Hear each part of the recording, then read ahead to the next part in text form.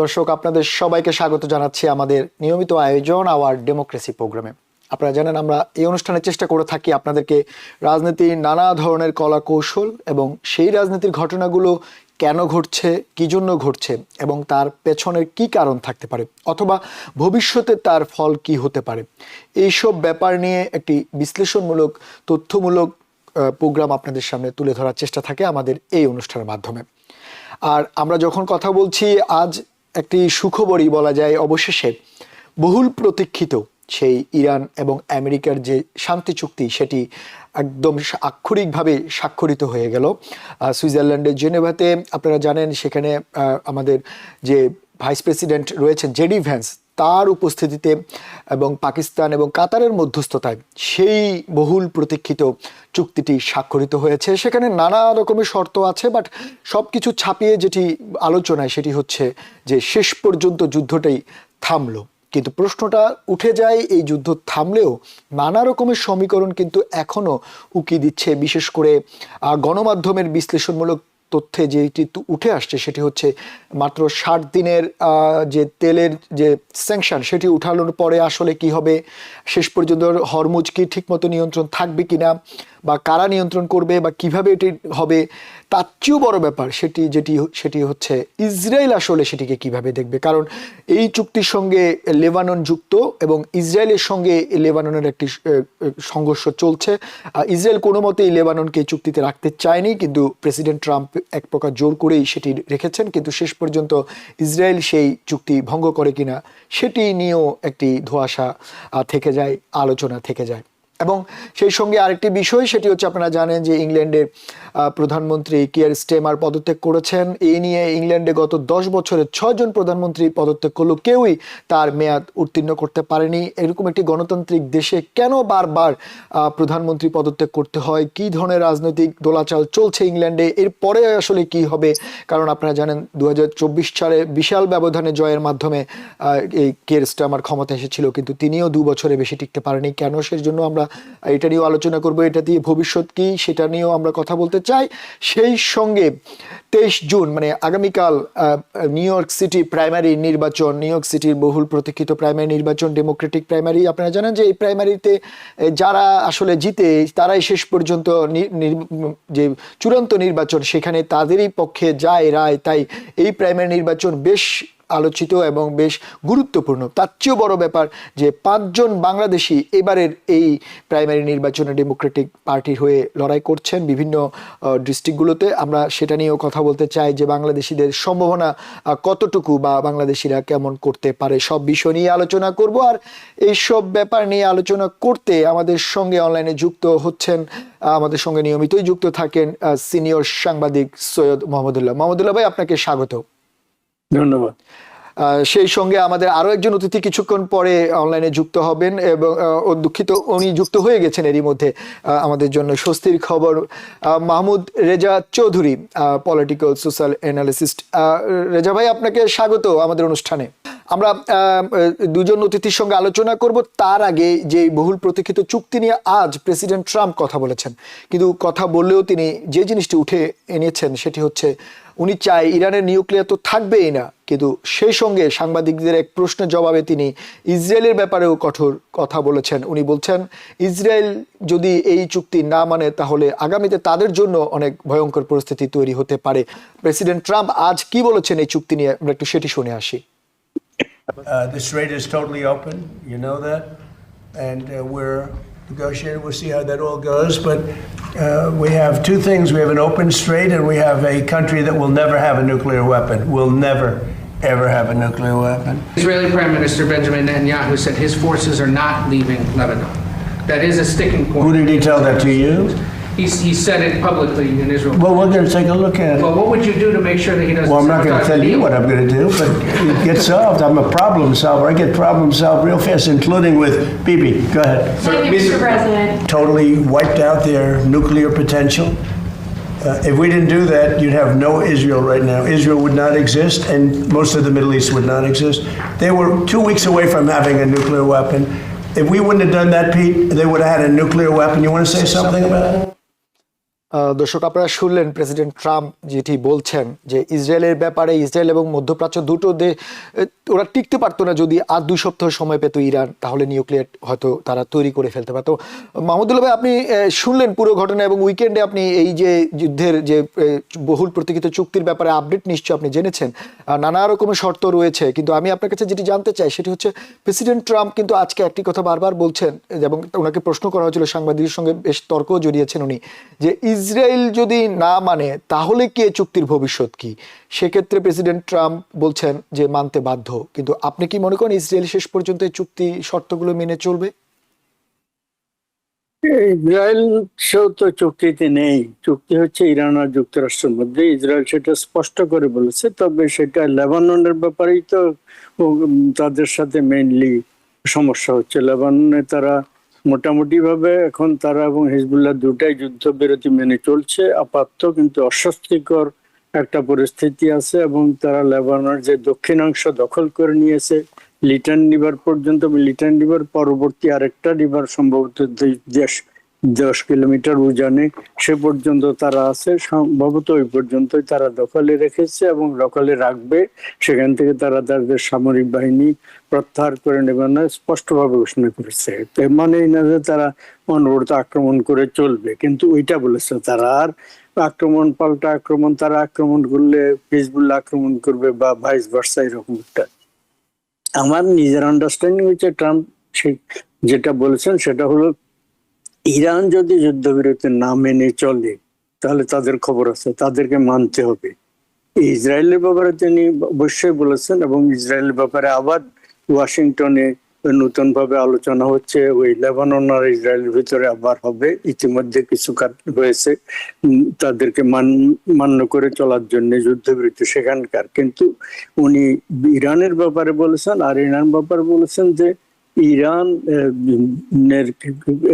যে ডিফেন্স তো জেনেভাতে সুইজারল্যান্ডে যে দুই পক্ষের মিটিং হয়েছে যুক্তরাষ্ট্র এবং ইরানের মধ্যে, সেটাতে যে ডিফেন্স ভাইস প্রেসিডেন্ট যুক্তরাষ্ট্র প্রতিনিধিদের নেতৃত্ব করেছেন, একদিন মাত্র তিনি উপস্থিত ছিলেন সেখানে। সে একদিন দীর্ঘক্ষণ আলোচনা হয়েছে এবং মোটামুটি ভাবে দুই মধ্যস্থতাকারী কাতার এবং পাকিস্তান বলেছে ফলপ্রসূ আলোচনা হয়েছে, যুক্তরাষ্ট্রের পক্ষ থেকে ফলপ্রসূ আলোচনা হয়েছে বলা হচ্ছে। ইরানের বক্তব্যটা কিছু গার্ডেন, তারপরও তারা বলে নাই যে ব্যর্থ আলোচনা হয়েছে। তো সেখানে কিছু কিছু হয়েছে, কোন রকমের মতানৈক্য হলে কোন ইস্যুতে, তখন সেটার জন্য কিছু মানে স্পেশাল অ্যারেঞ্জমেন্ট রাখা হয়েছে।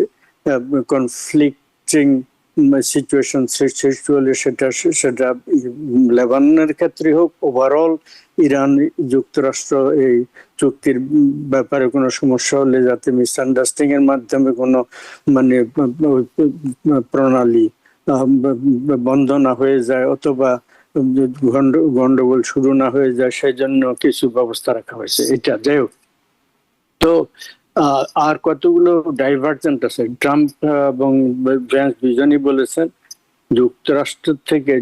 যুক্তরাষ্ট্র ওদের তো $25 বিলিয়ন বিভিন্ন ফ্রিজ করে রাখা হয়েছে ইরানের আন্তর্জাতিক বিভিন্ন পর্যায়ে। যুক্তরাষ্ট্র সেটা সম্ভবত নিয়ন্ত্রণ করে। তার থেকে $3 থেকে $5 বিলিয়ন এর ভিতরে অবমুক্ত করে দেওয়ার কথা। ওইটা দিয়ে বলা হচ্ছে যে আমরা অবমুক্ত করছি। এই দুজনই বলেছেন, প্রেসিডেন্ট এবং ভাইস প্রেসিডেন্ট, যে এই টাকা দিয়ে তারা কেবলমাত্র যুক্তরাষ্ট্র থেকে সয়াবিন মানে গম ইত্যাদি এখান থেকে কিনতে পারবে, অন্য কোনো দেশে না, এবং তাতে করে যুক্তরাষ্ট্রের কৃষকরা উপকৃত হবে, যুক্তরাষ্ট্রের অর্থনীতি বেনিফিটেড হবে। এই টাকা অন্য কোনো কাজে খরচ করতে পারবে না, এটা বলেছে। ইরান বলছে যে না, এইরকম কোনো বাধ্যবাধকতা নেই। এই একটা। 2 নম্বর আরেকটা কথা হচ্ছে, যেটা সম্ভবত আরো ইম্পর্টেন্ট, সেটা হলো ইরানে যে ইরান এগ্রি করেছে, ভ্যান্স বলেছেন যে আন্তর্জাতিক মানে পারমাণবিক নিরাপত্তা বা নিয়ন্ত্রণ কমিশনের পর্যবেক্ষকদেরকে ইরান তাদের দেশে আবার যেতে দেবে, তাদের স্থাপনাগুলো সবকিছু দেখার জন্য, পর্যবেক্ষক রাখার জন্য, সেখানে তাদের নিয়ন্ত্রণে থাকবে ইত্যাদি। এটা যে ইরান বলছে যে না, আগে যা ছিল তাই, নতুন করে আমরা কিছু এগ্রি করিনি। তো এইটাতে একটু ধোঁয়াশা আছে। এটা হচ্ছে প্রেসিডেন্ট ট্রাম্প 2018 সালে ইরান থেকে সাথে চুক্তি ছিন্ন করে ফেলেছিলেন। ট্রাম্প বাইডেন আমলে সেটা রেস্টোর করা হয়নি, দুই পক্ষের মধ্যে আলোচনা হয়েছিল। এখন এইবার এসে তো পরপর দুবার ইরান ইসরায়েল দেশে আক্রমণ করলো। তো ফলে ওই এইবারের এই দুই আক্রমণ, ফেব্রুয়ারি এবং জুনের আক্রমণের আগে পর্যন্ত সেখানে কিছু কিছু ইন্সপেকশন তারা অ্যালাউ করছিল। 2018 সাল থেকে যুক্তরাষ্ট্র উইথড্র করার পরেও সম্ভবত সেইটা আপাতত ইরান মানে এলাও করবে বলে বলছে। তারা বলছে নতুন কোনো কিছুতে আমরা এগ্রি করিনি। তো যুক্তরাষ্ট্র যেটা মিন করেছে, জনগণকে, সমালোচকদেরকে আশ্বস্ত করার জন্য সম্ভবত সেটা বলেছে যে তারা করবে। তো করবে তো মানে এই আক্রমণের আগে পর্যন্ত তারা ইন্সপেকশন, লিমিটেড ইন্সপেকশন অ্যালাউ করছিল, সম্ভবত আপাতত সেটা অ্যালাউ করবে। এরপরে আরেকটা কথা, যে মানে সুইজারল্যান্ডের ডিসকাশনের পরে তো ভাইস প্রেসিডেন্ট ট্রাম্প অলরেডি যুক্তরাষ্ট্রের দিকে ফিরতে যাত্রা শুরু করেছেন, কিন্তু ওটা একটা ব্যবস্থা করেছে এই টেকনিক্যাল লেভেলে দুই দেশের বিশেষজ্ঞরা নিম্ন পর্যায়ে, দুই দেশের মানে ইরানি পার্লামেন্টের স্পিকার তার দেশের প্রতিনিধিদল নেতৃত্ব করেছেন। তিনি এবং ভ্যান্স দুইজনই চলে গেছেন, নিজ নিজ দেশের পথে রওনা হয়ে গেছেন। কিন্তু টেকনিক্যাল লেভেলের লোকজন সেখানে থাকছেন, তারা বিভিন্ন ইস্যু নিয়ে কথাবার্তা বলবেন। এবং এই যে ট্রাম্প এবং ইরানের স্পিকার পেজেশকিয়ান, ইরানের প্রেসিডেন্ট কয়েকদিন আগে যে চুক্তি স্বাক্ষর করেছেন, একজন তেহরান থেকে আর একজন এখান থেকে সুইজারল্যান্ড, তিনিও তখন সুইজারল্যান্ড ট্রাম্প যে সাইন করেছেন, সেটার ভিত্তিতে আপনার তারা ফার্দার কথাবার্তা চালাবে। তো এটা একটা, ফলে নতুন কোনো না, এই ভাইস প্রেসিডেন্ট কিছু সাইন করেনি, সাইন হয়েছেন ওই দুইজন, দুই দেশের রাষ্ট্রপতি সাইন করেছেন। এই একটা, ওই ভিত্তিতে আলোচনা চলবে যুদ্ধবিরতি 60 দিনের জন্য। কিন্তু ওই যুদ্ধবিরতির আপনারা কয়েকদিন আগে আপনাদের ওখানে ব্রিফ দিয়েছেন, সামারি দিয়েছেন, সেখানে আমি দেখেছি যে উল্লেখ করা আছে সেই সামারিতে যে 60 দিন এর পরেও দরকার হতে দুই পক্ষের এগ্রিমেন্ট মতো বাড়ানো যেতে পারে। তার মানে 60 দিন একদম হার্ড অ্যান্ড ফাস্ট এটা তা না, এটা সম্ভবত বাড়ানো যেতে, এবং অনেকেরই ধারণা এটা বাড়তে বাধ্য হবে। 60 দিনের জায়গায় যে অনেক বেশি, হয়তো 2 মাসের জায়গায় 4 মাস, 6 মাস, 1 বছরও চলতে পারে। যাই হোক, এই আর কি আলাপ আলোচনা চলবে আপাতত। মানে এখন তো অন্তত হরমুজ প্রণালী অবমুক্ত হচ্ছে, কিন্তু সেখানে হরমুজ প্রণালী আবার একটা আছে, মধ্যখানের এলাকায় এখনো পর্যন্ত মানে মাইন আছে, সেখান দিয়ে এখনো জাহাজগুলো পার হতে পারছে না। কিছু কিছু জাহাজ পার হওয়া শুরু হয়েছে। মাহমুদুল্লাহ ভাই, যেটি হচ্ছে যে হরমুজ এরই মধ্যে চালু হয়েছে, আমরা গণমাধ্যমের খবরে যেটি দেখলাম গত 24 ঘন্টায় ট্যাঙ্কার গুলো চলছে এই ইরানের সার্বভৌম এলাকার ভিতর দিয়ে। প্রত্যেক দেশের জলসীমার 18 মাইল পর্যন্ত সার্বভৌম এলাকা থাকে, এরপরে অর্থনৈতিক এলাকা। তো যাই হোক, একদম এই এলাকার ভিতর দিয়ে যাচ্ছে, কারণ হচ্ছে মধ্যখানের এলাকায় এখনো মাইন মুক্ত করা হয়নি। মাইন মুক্ত করতে একটু সময় লাগবে। প্রতিদিন 150 করে জাহাজ ট্যাঙ্কার যাতায়াত করত, এখনো পর্যন্ত 2 ডজন পর্যন্ত চলতে পারছে না, 2 ডজনের ভিতরে এখন, বলে একটু সময় লাগবে। আচ্ছা, মাহমুদুল্লাহ ভাই তো বেশ কিছু পুরো মানে চুক্তির ব্যাপারে একেবারে একটা উনি সামারি দিল। আমি আপনার কাছে যেটি জানতে চাই যে চুক্তির নানা রকমের দিক রয়েছে, কিন্তু বিশেষ করে যেটি আলোচনা সেটি হচ্ছে আমেরিকার পক্ষ থেকে বেশ কিছু ফ্রিজিং অর্থ দেওয়া হচ্ছে, অনেক কিছু ছাড় দেওয়া হচ্ছে, এবং ডেমোক্রেট এবং রিপাবলিকানের বেশ কিছু সিনেটর এরই মধ্যে এই চুক্তির ব্যাপারে আপত্তিও করছেন। আপনি ওভারঅল চুক্তিটি দেখে কি মনে হয়, আমেরিকা কি আসলে ছাড় দিয়েই চুক্তিটি করলো? কিছু হয়তো একটু অপ্রাসঙ্গিক কথা চলে আসবে আমার বক্তব্যের সূচনাতে। With due respect to Mahmudullah ভাই, আমার কাছে পুরো বিষয়টা কেন জানি মনে হচ্ছে এক ধরনের নাটক, উচ্চমানের নাটক, অদৃশ্য নাটক, এবং ক্লাইম্যাক্স নাটকের যে একটা পার্ট থাকে না, ক্লাইম্যাক্স পার্ট বিভিন্ন সময় বদলাচ্ছে। আসলে ডোনাল্ড ট্রাম্প সাহেব কি আসলেই ইরানের সাথে চুক্তি করতে চান? ইরানের স্বার্থ প্রোটেক্ট করে তা না। উনি চাচ্ছেন ইরানের সাথে চুক্তি করতে ইরানকে পায়ের নিচে রেখে উনি যা বলবেন, কারণ ওনার মধ্যে একটা I am the leader, I am the hero, and whatever I will say that's the final word, এইরকম একটা অ্যাটিটিউড ওনার মধ্যে কাজ করছে। ওনার মধ্যে কোনো হাম্বলনেস নাই। উনি আপনি দেখবেন হোয়াইট হাউসের মিটিং এ উনি যে বডি ল্যাঙ্গুয়েজ শো করেন, ইট ইজ লাইক আমি এই যুগে একজন হিটলারকে দেখছি। উনি প্রতিটা জিনিসকেই উনি ডিনাউন্স করে দেন, ওনার মতের সাথে চিন্তার সাথে যদি না মেলে উনি এককভাবে এই শান্তি চুক্তিটাকে উনি নির্দেশিত করতে চাচ্ছেন। ইরানের কোনো কথাই শুনতে চাচ্ছেন না, ভারত পক্ষে যদি বাধ্য না। উনি মিটিং চলাকালে আমি জানি না কতটা সত্য মিথ্যা নিউজ আসছে যে উনি বলছেন যে ইরান যদি এই চুক্তি আলোচনার থেকে বের হয়ে যায় বা এই চুক্তি না করে, তাহলে এখানে যারা আলোচনা করতেছে তার পক্ষের মানে ইরানের পক্ষে তাদেরকে উনি শেষ করে ফেলবেন। একটা প্রেসিডেন্ট উনি কি এইভাবে কথা বলতে পারেন কিনা? তো এই ধরনের কথা বললে ইরান কেন সেখানে আপনার নেগোশিয়েট করবে ফার্দার এটার সলিউশনের ব্যাপারে? তা তো হচ্ছে না। এবং আমার কেন জানি ব্যক্তিগতভাবে মনে হয় যে আসলে চুক্তি হবে কিনা এই ব্যাপারে 80% ডাউট আছে। কোন চুক্তি হবে না, চুক্তির জন্য আলোচনা হবে, একের পর এক আলোচনা হবে, একের পর এক মার্কিন যুক্তরাষ্ট্র শর্ত দিয়ে যাবে, ডোনাল্ড ট্রাম্প শর্ত দিয়ে যাবে, যদি না তারা দেখে যে তাদের কোনো উপায় নাই, এখন চুক্তি করতে হবে। এক সময় রাশিয়া থেকে আফগানিস্তান থেকে রাশিয়া কেন সরে আসছে? বাধ্য ছিল, তাদের কোনো আর উপায় ছিল না, নো ফার্দার চয়েস, চলে আসছে। আমার মনে হয় এই মধ্যপ্রাচ্যকে উনি ধ্বংস করে দেবেন। মধ্যপ্রাচ্য বলে আপনার মানচিত্রে কিছু থাকবে না। মধ্যপ্রাচ্য কার টাকায় মধ্যপ্রাচ্য হচ্ছে? অতএব আমার কেন জানি মনে হচ্ছে আপনার প্রশ্নের সাথে যে আমি কোনো মানে এই বিষয়ে আলোচনা করার কোনো আশা খুঁজে পাচ্ছি না। হ্যাঁ, আপনি যে জায়গায় বলছেন চুক্তি তো এর মধ্যে হয়ে গিয়েছে রেজা ভাই, তারপরেও আপনি কেন আশা দেখছেন না? চুক্তি হওয়ার জন্য একটা রোডওয়ে তৈরি করা হয়েছে, চুক্তি হয় নাই। আমি জানি না, আমি হয়তো ভুল অথবা আপনি ভুল, যে কোনো একজন আমরা ভুল হবো। চুক্তি হয় নাই, চুক্তিটা যেন করতে পারি, মোহাম্মদুল্লাহ ভাই আমাদেরকে কারেক্ট করতে পারবেন, চুক্তিটা যেন আমরা করতে পারি বা মার্কিন যুক্তরাষ্ট্র ইরান যেন চুক্তিটায় আসতে পারে, তার একটা সমঝোতার পথ তৈরি হয়েছে যে এইটা হইলে এইভাবে আমরা চুক্তি করতে পারি। তার মাঝখানে এই ঘটনা ঘটে গেল, ডোনাল্ড ট্রাম্পের হুঙ্কার, তারপরে আপনি দেখলেন যে কি মানে জেরি ভ্যান্স মার্কিন যুক্তরাষ্ট্রে যিনি প্রতিনিধিত্ব করছেন সেও চলে আসছে, ইরানের চিফও চলে আসছে। চুক্তি তো হয় নাই যে হ্যাঁ এই চুক্তি আমরা এই গুলো মেনে ফেললাম, উই বোথ সাইন ইট, তা হয় নাই। এই চুক্তিটা যাতে হতে পারে এই ধরনের প্রস্তাব নিয়ে আলোচনা চলছে, এটা রোডওয়ে, যে ঠিক আছে এরপর আমরা বসবো, এই শর্ত মেনে আমরা চুক্তির সক্ষম হবো। চুক্তি হওয়া মানে কি ফাইনাল ডিল?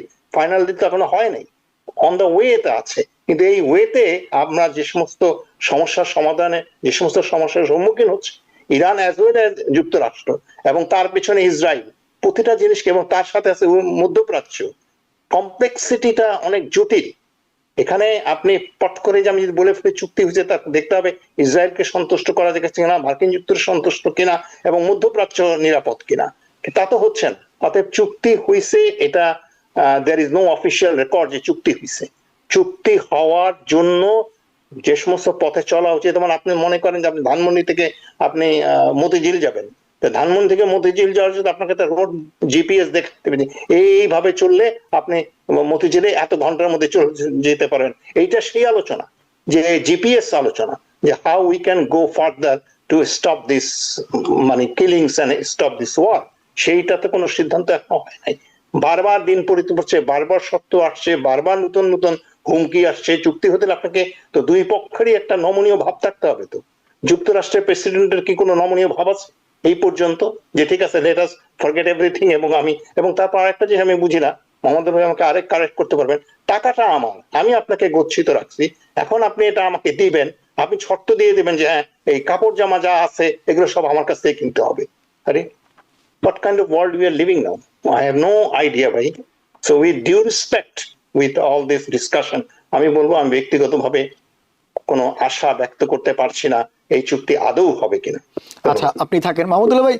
রেজা ভাই একটি জায়গা থেকে বলছেন, হয়তো ক্ষোভের জায়গা থেকে, বা উনি কিছু সার্কমস্টেন্সেসের জায়গা থেকে বলছেন যে চুক্তি একটা রোড ম্যাপ হয়েছে, চুক্তি হলেও এটি আসলে বাস্তবায়ন অসম্ভবের মতো ওনার কাছে মনে হচ্ছে। আপনি কি মনে করেন যে আসলে কি অসম্ভবের মতো হবে এই চুক্তি বাস্তবায়ন করা? কারণ এরই মধ্যে আপনি জানেন যে আগামীকাল যে সেক্রেটারি অফ স্টেট উনি মার্কো রুবিও উনি মধ্যপ্রাচ্য সফরে যাচ্ছেন, এবং এটিও খুবই গুরুত্বপূর্ণ এই মুহূর্তে এই সফরটি করা, কারণ মধ্যপ্রাচ্য অন্যান্য দেশও কিন্তু এখানে স্টেক হোল্ডার। তো ওনাদেরকে সন্তুষ্ট রেখে শেষ পর্যন্ত চুক্তি বাস্তবায়ন করা সম্ভব হবে? রাজা সাহেব যেটা বলবেন সেটা হচ্ছে চুক্তি হয়নি, এটা একটা। তো ওটা হচ্ছে যে একটা অন্তর্বর্তীকালীন চুক্তি হয়েছে আনুষ্ঠানিক ভাবে, এবং সেটা যুদ্ধবিরতি, সেটার কারণে গোলাগুলি বন্ধ হয়ে গেছে 60 দিনের জন্য। এটা 60 দিন বহাল থাকবে যদি কেউ ভঙ্গ না করে, এবং ভঙ্গ করলে ট্রাম্প বলেছেন তিনি মানে আবার শুরু করে দেবেন, তাদেরকে সহায়তা করবেন। এটা বলে অন্তর্বর্তীকালীন একটা চুক্তি হয়েছে, এবং চুক্তির ভিতর এই 60 দিনের ভিতরে বা এটা যদি বর্ধিত করা হয় মিউচুয়াল এগ্রিমেন্টে এই আলোচনার মাধ্যমে, তখন সেই টাইমের ভিতরে তারা কি করবে, কি কি তাদের চাওয়া যায়। প্রথম কথা হচ্ছে, প্রধান শর্ত হচ্ছে ওরা আণবিক বোমা, তাদের যে পারমাণবিক বোমা বানানোর জন্য তাদেরকে এলাও করা হবে না। সেটা এমনি আনুষ্ঠানিকভাবে ইরান সবসময় বলে আসছে আমরা পারমাণবিক বোমা কখনো বানাবো না, কিন্তু তারা বেশ যথেষ্ট পরিমাণে ইউরেনিয়াম 60% পর্যন্ত পরিশোধন করে রেখেছে, এনরিচ করে রেখেছে। আর 90% পর্যন্ত করতে খুব বেশি সময় লাগে না, এবং সেটা করলে তারা পারমাণবিক বোমা বানিয়ে ফেলতে পারবে। তো অনেকগুলো তাদের স্থাপনাকে ধ্বংস করে ফেলা হয়েছে। এনরিচ ইউরেনিয়াম অনেকগুলো ভূখণ্ড মাটির তলায় ধ্বংসস্তূপের তলায় পড়ে আছে, সেগুলা উদ্ধার করা সম্ভব হবে কিনা এটি একটি। আর যুক্তরাষ্ট্রের কতগুলো দাবি আছে, সেটা হচ্ছে এনরিচ ইউরেনিয়াম থেকে শুরু করে যত এনরিচ বিভিন্ন লেভেলের, সেগুলো তাদের কাছে হস্তান্তর করতে হবে। তো এখন সম্ভবত তারা সেটার ক্ষেত্রে একটা নমনীয় অবস্থানে এসছে কিছুটা। সেটা হচ্ছে এগুলা আন্তর্জাতিক ইন্সপেকশনের অধীনে থেকে রাখা হবে, এবং মানে ইরানের কন্ট্রোল থেকে ইরানে থাকবে, ইরানের ভিতরে থাকবে, কিন্তু আন্তর্জাতিক অ্যাটমিক এনার্জি কমিশনের তত্ত্বাবধানে থাকবে, এইটি একটি। আর একেবারে হস্তান্তর করতে হবে না, বাইরে পাঠিয়ে দিতে হবে না, এই দাবি থেকে তারা পুরোপুরি সরে আসে নাই, সেটার জন্য চাপ প্রয়োগ করবে। তো এইটা তারা যাতে পারমাণবিক অস্ত্র বানাতে না পারে, এটা প্রধান শর্ত।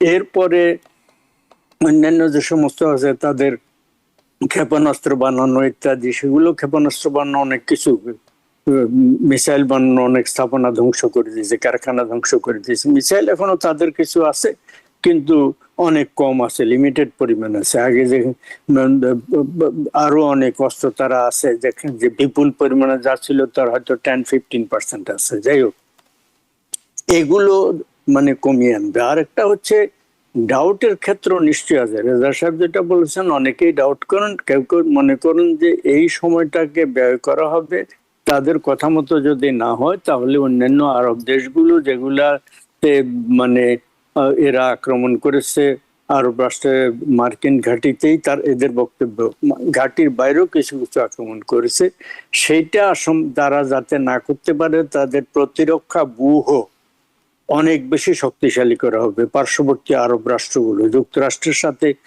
মৈত্রী সম্পর্ক যাদের আছে, অথবা তাদের ঘাঁটি যে সমস্ত দেশ আছে, এটি একটি হয়তো করবে। তাদের আবার আক্রমণ করার মতো শক্তিও তাদের হয়তো সম্ভবত বাড়ানো হবে, তাদের অনেক অস্ত্র, এটা কেউ কেউ সন্দেহ করছে। এবং আরেকটা হচ্ছে যুক্তরাষ্ট্র এবং ইসরায়েলের মানে যে অস্ত্র মানে ক্ষয় হয়ে গেছে, ব্যবহার হয়ে গেছে, সেগুলো রিপ্লেনিশ করা, আরো উৎপাদন করে। এই ব্যাপারগুলো তো ঠিক আছে, যেগুলো আপনি বলছেন সেগুলো ঠিক আছে, কিন্তু প্রশ্নটা হচ্ছে যে চুক্তি বাস্তবায়নের ব্যাপারটা নিয়ে, যে আপনি যে কথাগুলো বলছেন চুক্তির শর্ত, কিন্তু এই শর্তগুলো বাস্তবায়নটা কি সহজ হবে আপনার মনে হয়? আপনি যদি একটু সংক্ষেপেই বলতেন।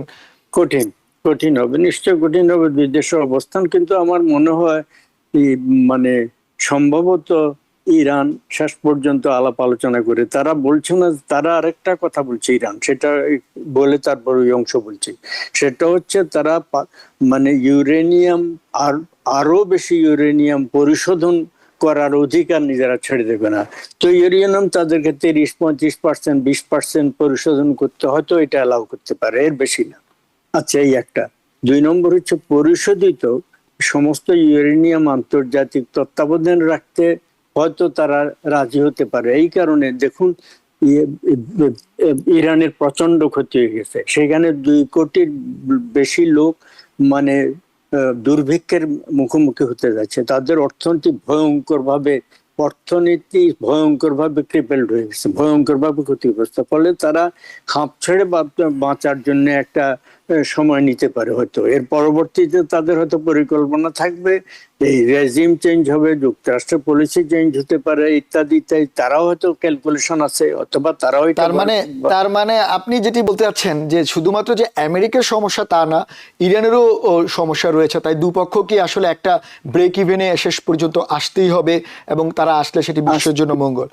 ধন্যবাদ। আমরা একটু আমাদের অনেকগুলো বিষয় আছে, আমরা একটু আরেকটা বিষয় নিয়ে কথা বলতে চাই। সেটি হচ্ছে আপনারা জানেন এরই মধ্যে, রেজা ভাই আপনিও জানেন যে ব্রিটেনের প্রাইম মিনিস্টার কিয়ার স্টারমার পদত্যাগ করেছেন, এবং এটি নিয়ে বলতে গেলে গত 10 বছরে 6 জন প্রাইম মিনিস্টারের পদত্যাগ। আমরা একটু এটা নিয়ে এই জন্যই আলোচনা করছি, আপনি জানেন যে আমেরিকার ইরানের চুক্তির সঙ্গে ইউরোপের একটা অস্থিরতা লক্ষ্য করা গেছে। প্রেসিডেন্ট ট্রাম্প G7 মিটিংয়ে যাওয়ার পরেও ম্যাক্রনের সঙ্গে এবং ইতালির প্রধানমন্ত্রী মেলোনির সঙ্গেও কিছু ওনার সমস্যা তৈরি হয়েছে, এবং শেষ পর্যন্ত কিয়ার স্টারমার পদত্যাগ করলেন। কিয়ার স্টারমারের পদত্যাগ আসলে এই আবার রাজনীতিতে কি ধরনের প্যাচ তৈরি করবে, বিশেষ করে ইংল্যান্ডের রাজনীতিতে এবং বিশ্ব রাজনীতিতে, আপনি কি মনে করেন? আমাকে জিজ্ঞেস করেন মোহাম্মদ ভাই? রেজা ভাই আপনি বলেন। এখন দেখেন যে আপাতত তো আমরা ধরে নিতে পারি ইংল্যান্ডের যে ডেমোক্রেটিক যে কালচারটা আছে, এটা আপাতত ইজ এ নাম্বার 1, ভারতের চাইতেও বেশি। এবং সেখানে তারা কিন্তু ডেমোক্রেটিক নর্মসে তাদের যে পার্লামেন্টে আলোচনা হয়, সেখানে আস্থা অনাস্থার ভোট কিন্তু সবসময় খুব দ্রুত হয়। এর জন্য অনেক দার্শনিকরা বলেছেন গণতন্ত্র হচ্ছে একটা ক্যাওয়াটিক সিস্টেম, এবং এর মধ্যে সবসময় ঝগড়াঝাটি লেগেই আছে, মানে কোনো স্থিতিশীল জায়গায় কাজ করতে পারে না। ইদানিং এই জিনিসটা আরো হচ্ছে, কারণ ডেমোক্রেসির দুটো দিক আছে, একটা কোয়ালিটি সাইড, একটা হচ্ছে কোয়ান্টিটি সাইড। এখন আপনি কি কোয়ান্টিটিটাকে ডেমোক্রেটিক মনে করতেছেন নাকি কোয়ালিটিকে ডেমোক্রেটিক মরতেছেন? বা ইংল্যান্ডের যে এখন যে সমস্যাটা, ইংল্যান্ডের আভ্যন্তরীণ অনেকগুলো অর্থনৈতিক সমস্যার মধ্যে আছে, এবং বিশেষ করে ইংল্যান্ড মানে ইউরোপকে নেতৃত্ব করার একটা প্রধান দেশ হচ্ছে ইংল্যান্ড, এবং ইংল্যান্ডের সাথে আপনার মার্কিন যুক্তরাষ্ট্র ডোনাল্ড ট্রাম্পের সম্পর্কটা খুব একটা ভালো না। অতএব সেখানে এই একটা আন্তর্জাতিক বা CIA বা অন্য কারো একটা ইন্ধন আছে কিনা যে এদের সিস্টেমটাকে একটু অস্থির করে দাও। কারণ পৃথিবীতে একমাত্র আমেরিকা বাদে সব দেশের আপনার রাষ্ট্রীয় প্রশাসন বা রাষ্ট্রীয় পাওয়ারকে কিন্তু খুব সহজে নড়াচড়া করা যায়, অন্যান্য আমেরিকাতে এটা কিন্তু সহজ না। অতএব তারা ইংল্যান্ডে খুব বেশি করে। ইংল্যান্ড হয়তো দেখছে যে ইংল্যান্ডের ঐক্যটাকে যদি ভেঙে দেওয়া যায়, আবার যদি এই পার্লামেন্টকে ভেঙে বা প্রধানমন্ত্রী এখন তো প্রধানমন্ত্রী পদত্যাগ করলেন, এবং এরপর কোন প্রধানমন্ত্রী আসবে, সে কি আমেরিকার ডোনাল্ড ট্রাম্পের কথা মতো উঠবে বসবে? কারণ একটা কথাই ছিল, ইংল্যান্ডকে যদি বলা হতো তুমি ঝাঁপ দাও, পারবে আমেরিকার জন্য? ইংল্যান্ড হয়তো বলতো কত উঁচু থেকে। তো এই জিনিসটা বদলে গেছিল হঠাৎ করে, তাই না? আমেরিকা, বিশেষ করে ইংল্যান্ড কিন্তু আমেরিকার প্রকাশ্যে, আপনার ইংল্যান্ডের প্রধানমন্ত্রী প্রকাশ্যে কিন্তু ডোনাল্ড ট্রাম্পের সমালোচনা করেছে। এখন সেখান থেকে একটা গ্রুপ হয়তো বের হয়ে গেছে, না উই ক্যানট গো মানে ফার্দার উইথ হিম। দর্শক, আমরা আরো আলোচনা করব, আমরা একটা ছোট্ট বিরতি যাচ্ছি, কোথাও যাব না। বিরতির পর ফিরে এসে আমরা নিউ ইয়র্কের নির্বাচন নিয়ে আলোচনা করব। দর্শক, বিরতির পর আপনাদের আবারও স্বাগত জানাচ্ছি আওয়ার ডেমোক্রেসি প্রোগ্রামে। আমরা বিরতির আগে যেমনটি বলছিলাম, আমরা এবার আলোচনা করতে চাই নিউ ইয়র্কের যে প্রাইমারি নির্বাচন অনুষ্ঠিত হবে 23 জুন রাত পোহালেই সেই নির্বাচন, এবং এই নির্বাচনে সবচেয়ে এবার যে গুরুত্বপূর্ণ দিক সেটি হচ্ছে বাংলাদেশি 5 জন প্রার্থী এইবার নির্বাচনে অংশ নিচ্ছেন এবং সেই সঙ্গে মেয়র জোহরান মামদানি বেশ কিছু প্রার্থীকে এনরোজ করেছেন এবং তারা আবার অনেকেই দেখা গেল যে নিজেদের মতো করে প্রচারণা চালিয়ে যাচ্ছেন, যেটি হয়তো অনেক ডেমোক্রেটিক পার্টি, মেইন যে ডেমোক্রেটিক পার্টি তারা পছন্দ করেনি। তার মানে একটি কঠিন একটি পরিস্থিতির মধ্য দিয়ে হতে যাচ্ছে আগামীকালকের এই নির্বাচন, যেটি নির্বাচনে আমরা যেটি দেখতে পেলাম যেটি হচ্ছে আগাম ভোটে যে হয়েছে এরই মধ্যে প্রায় বেশ কিছু ভোট পড়েছে, তবে সেটি যে কাঙ্ক্ষিত সেরকম হয়নি। তাই আগামীকালকে বোঝা যাবে যে কি পরিমাণ ভোট পড়ে। আমরা একটু এটা নিয়ে কথা বলবো মোহাম্মদুল্লাহ ভাই। নিউ ইয়র্ক সিটির যে প্রাইমারি ডিস্ট্রিক্ট নির্বাচনে বাংলাদেশি 5 জন অংশ নিচ্ছে। সেক্ষেত্রে বলা যায় শামসুল হক, জাকির চৌধুরী, মেরি জোবাইদা সহ বেশ কিছু আলোচিত প্রার্থী রয়েছেন। এই যে বাংলাদেশি প্রার্থীরা নির্বাচনে অংশ নিচ্ছে, এটিকে আপনি কিরকম ইতিবাচক দিক হিসেবে দেখছেন? আমি অবশ্যই এটা ইতিবাচক মনে করি। বাংলাদেশি কমিউনিটি বাড়ছে। যে কোনো দেশে যখন এই যে ইমিগ্রেন্ট কমিউনিটি বাড়ে, ইউরোপের কোনো দেশে, অস্ট্রেলিয়াতে ইত্যাদি, যে বাংলাদেশি কমিউনিটি বাড়ছে, অন্যান্য থার্ড ওয়ার্ল্ড অন্যান্য দেশের যখন লোক বাড়ে, ইমিগ্রেন্ট বাড়ে, তাদের প্রতিনিধিত্ব সেখানে হয়। ফলে যুক্তরাষ্ট্রে বাংলাদেশি, চাইনিজদের, কোরিয়ানদের প্রতিনিধিত্ব আছে, ভারতীয়দের, পাকিস্তানিদের প্রতিনিধিত্ব আছে। বাংলাদেশে থাকবে না, থাকা উচিত, বাড়বে। তো বাড়ার জন্য এবার 5 জন ক্যান্ডিডেট হয়েছেন স্টেট অ্যাসেম্বলি নির্বাচনের জন্য। আচ্ছা, তো এটা ভালো কথা। আমি এটাকে খুব পজিটিভ সাইন মনে করি। বাংলাদেশে মানে উৎসাহিত হচ্ছেন। এর আগে নিউ ইয়র্ক সিটি কাউন্সিলের নির্বাচনে অনেকে প্রার্থী হয়েছিলেন। বহু বছর আগে মোর্শেদ আলম নিউ ইয়র্কের স্টেটের সেনেটর হওয়ার জন্য প্রার্থী হয়ে বিপুল ভোট পেয়েছিলেন, জয়ী হন না, বিপুল ভোট পেয়েছিলেন। তাছাড়াও আরো 2 জন স্টেট অ্যাসেম্বলির জন্য প্রার্থী হয়েছিলেন, আরো একজন স্টেট সিনেটর জন্য প্রার্থী হয়েছিলেন। যাই হোক, এগুলো তো বলে একদিন যুক্তরাষ্ট্র কংগ্রেসের জন্য প্রার্থী হবেন কেউ, হয়তো এমনকি সেনেটরের জন্য প্রার্থী হবেন, প্রেসিডেন্ট, ভাইস প্রেসিডেন্টের জন্য প্রার্থী হতে পারেন, সেটা ভবিষ্যতে এটা দেখা যায়। এই যুক্তরাষ্ট্রের বিভিন্ন স্টেটে কিছু কিছু বাংলাদেশি নির্বাচিত হয়েছেন। কিন্তু কতগুলো ব্যাপার আছে, এটা খুব আনন্দের কথা। কিন্তু এই যে বাংলাদেশি এতজন প্রার্থী হলেন, এদেরকে সবাইকে জড়ো করে কোন রকম একটা উদ্যোগ দেওয়া হয়নি যে কমিউনিটির কাছে তাদেরকে উপস্থাপিত করা। যদিও আলাদা আলাদা ডিস্ট্রিক্ট, কিন্তু নিউ ইয়র্ক এলাকার, তো নিউ ইয়র্ক সিটির এই সমস্ত এলাকারই, তো এদেরকে উপস্থাপন করা, পরিচিত করিয়ে দেওয়া, এইটা একটা দিক। এটা হয়নি, কেউ উদ্যোগ নেননি। তারা নিজেরাও নিজেদের মধ্যে সলা পরামর্শ করে উদ্যোগ নেননি। এটা দ্বিতীয়। আর একটা হচ্ছে বাংলাদেশ একটা মুক্তিযুদ্ধের মধ্য দিয়ে হয়েছে, সেখানে এখনো পর্যন্ত মুক্তিযুদ্ধের পক্ষ বিপক্ষ এই ঘটনাটা আছে।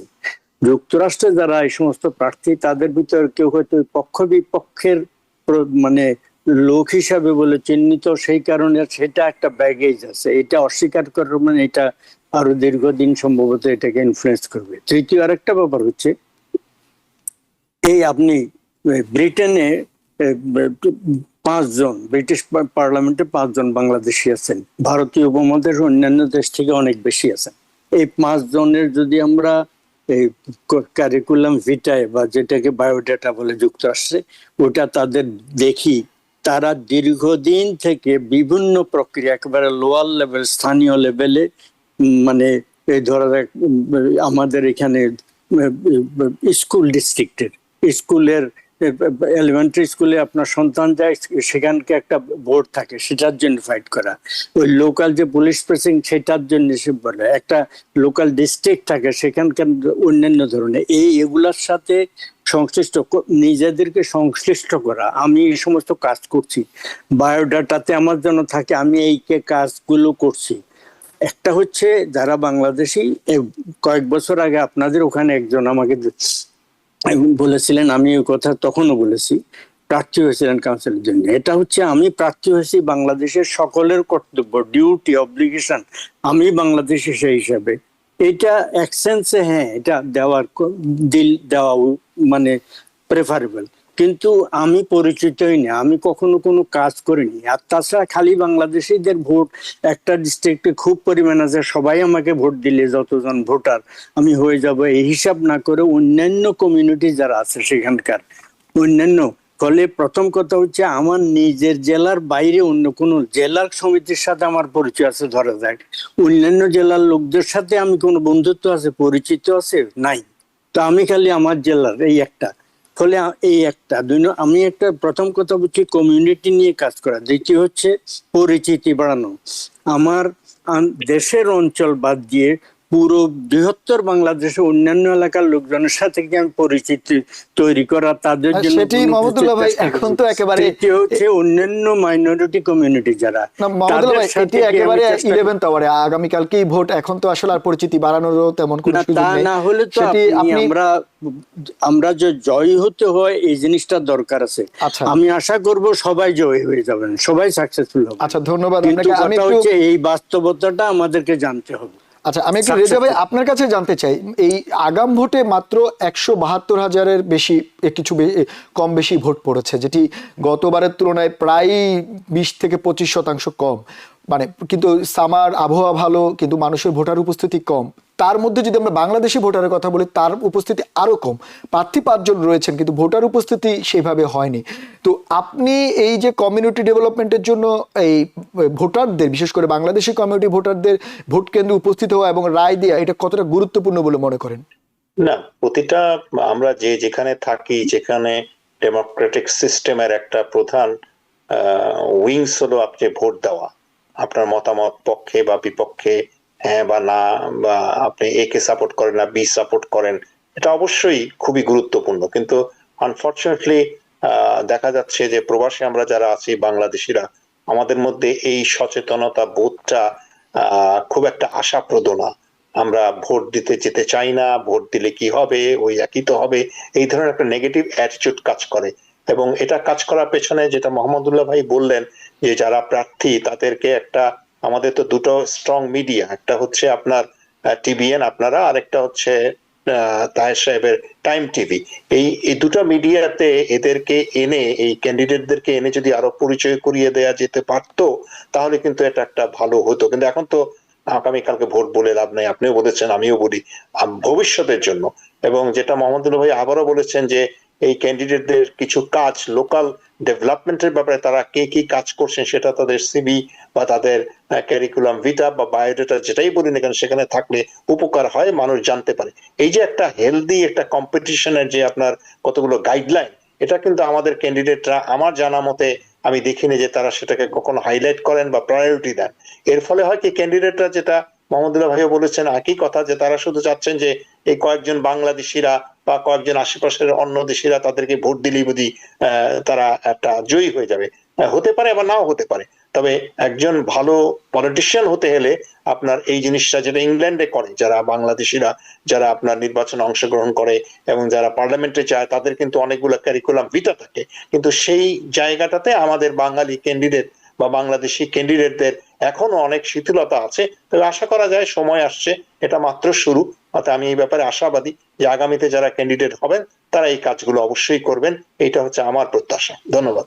আচ্ছা, আমরা টিভিএন এর পক্ষ থেকে কিন্তু আমরা সব প্রার্থীকেই আমাদের টক শোতে এনেছি, আমরা পরিচয় করিয়ে দিয়েছি আমাদের টিভিএন এর পক্ষ থেকে মোটামুটি সব প্রার্থীকেই, এবং যারা যারা আমাদের সঙ্গে এসেছেন, এটি দায়িত্ব টিভিএন নিয়মিতই পালন করে আসছে। আমি মোহাম্মদুল্লাহ ভাই, আমাদের সময় খুবই কম, আমি একটু আপনার থেকে একদম শেষে যেটি জানতে চাই, যে আমাদের বাংলাদেশি ভোটার কম, কিন্তু তারপরও আপনি যদি ডিস্ট্রিক্ট 39 ধরেন, বা জাকির চৌধুরী ব্রঙ্কসে যেই জায়গাটাতে প্রার্থী হয়েছে, সেখানে পার্কসেস্টার ক্যাসেল হিলে কিছু ভোটার রয়েছে, ইভেন মেরি জুবাইদা যে জায়গায় স্টোরিয়াতে বেশ কিছু বাঙালি ভোটার রয়েছেন, এবং শামসুল হক সাহেব যিনি যেখানে রয়েছেন উডসাইড, ওখানেও বাংলাদেশি ভোটার। কিন্তু বাংলাদেশি ভোটারদের মান অভিমান, রাজনৈতিক দলাদলি অনেক কারণে ভোট কেন্দ্রে যায় না। তো আপনার আসলে আহ্বান কি থাকবে?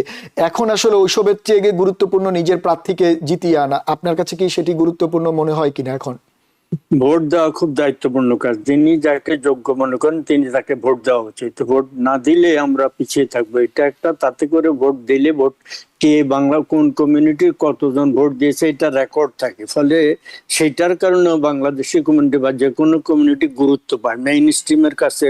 তখন যারা ট্যালি করে মেয়রাল ক্যান্ডিডেট, অন্যান্য ক্যান্ডিডেট, তারা এটা গুরুত্ব দেয়। ফলে যিনি নাগরিক হয়েছেন তিনি ভোটার হওয়া উচিত, ভোটার হলে ভোট দেওয়া উচিত, মানে নির্বাচনী প্রক্রিয়ায় সক্রিয় অংশগ্রহণ করা উচিত। এটা নাগরিক দায়িত্ব, এটা রেসপন্সিবিলিটি।